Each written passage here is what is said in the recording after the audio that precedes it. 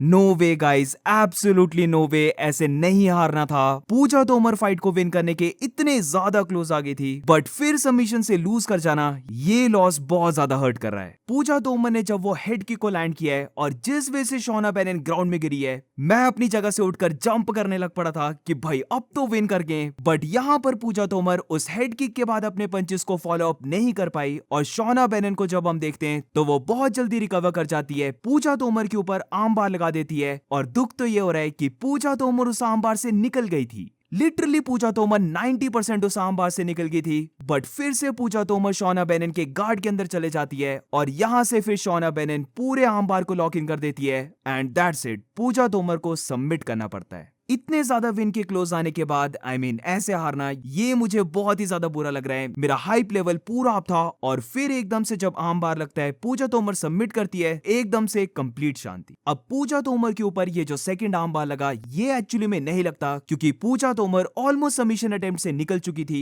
और यहाँ पर पूजा को चाहिए था कि वो सिंपली बैक डाउन हो जाए और शोना बेनेन को वापस फीट में आने दे, क्योंकि शोना बेनेन डेफिनेटली हर्ट थी। तो अगर वहां पर शोना बेनेन खड़ी होती तो वो कंप्लीटली पूरे फोकस से फाइट नहीं कर पाती और फिर वहां से पूजा तोमर को एक और मौका मिलता कि वो शोना बेनेन के ऊपर रश इन कर जाए और ह्यूज पंचेस को लैंड करके उसे फिर से नॉकडाउन करने का देखे। राउंड 2 जिस वे से स्टार्ट हुआ था, ऐसा लग रहा था कि पूजा तोमर फाइट को लूज करने लग पड़ी है, बट फिर शोना बेनेन थोड़ी सी डिस्ट्रैक्ट होती है लो ब्लोज को लेकर, जो मैंने फिर से रिपीट में देखे हैं। वो सच में शोना बेनेन को लो ब्लोज लैंड हुए थे और फाइट वहां पर रुकनी चाहिए थी, but the fact is fight वहां पे नहीं रुकती है और पूजा तोमर वहां पर एक परफेक्ट हेड किक को लैंड करती है। अगर हम इस हेड किक का इंपैक्ट देखें तो ये शोना बेनेन के पूरी चिन पे पड़ा था और इसीलिए शोना बेनेन ऐसे ग्राउंड में गिरी थी जैसे कि वो नॉकआउट हो गई है। तो वेरी सैड मोमेंट, क्योंकि वंस अगेन हम बहुत ज्यादा क्लोज आ गए थे। ये सेकंड टाइम है कि कोई इंडियन फाइटर फाइट को विन करने के इतने ज्यादा क्लोज था। स्पेशली इस फाइट में तो ऑलमोस्ट ही फाइट ओवर हो चुकी थी, बट मुझे लगता है कि ऐसी सिचुएशंस में हमारे लिए विन लिखी नहीं है, क्योंकि अगेन हमें यहाँ पर एक लॉस मिल चुका है। अब पूरी फाइट कैसे गई थी तो मैं रिकैप वीडियो में पूरा ब्रेक डाउन करूंगा, बट यहाँ पर एक बात नोटिस करने वाली थी कि पूजा तोमर जब भी एग्रेसिव होकर फाइट कर रही थी तो नॉट ओनली उसके पंचेस लैंड हो रहे थे, बट वो पंचेस ज्यादा इंपैक्टफुल थे। और शोना बेनेन को नोटिस करना, वो हमेशा थोड़ा सा स्टंबल कर जा रही थी, वो डेफिनेटली पूजा तोमर के पंचेस से हर्ट हो रही थी। इसी के साथ पूजा तोमर ने बैकवर्ड भी बहुत ज्यादा मूव किया है, बट फिर भी बात वहीं पर आती है कि मूवमेंट वैसी आ चुकी थी जहां पर पूजा ने काफी इंसेन हेड किक को लैंड कर दिया था और बहुत ज्यादा क्लोज आ चुकी थी विन, बट फिर एंड में हमें ये विन नहीं मिल पाई। ऑल्सो हमें यहाँ पर शोना बेनेन को भी क्रेडिट देना होगा, क्योंकि इतने बुरे तरीके से हर्ट होने के बाद भी उसने बहुत अच्छा कमबैक किया है। ये इजी नहीं होता कि हर्ट होने के बाद भी तुम ग्राउंड एंड पाउंड पंचेस को नहीं खा रहे हो, बल्कि इफेक्टिवली अपने आप को डिफेंड करके ग्राउंड पोजीशन से ही किसी ओपोनेंट को सबमिट करना। तो दैट्स इट गाइस, फिर से मेन कार्ड स्टार्ट होने से पहले पूरा मूड खराब हो चुका है, बट एनीवेज मिलते हैं नेक्स्ट वीडियो में।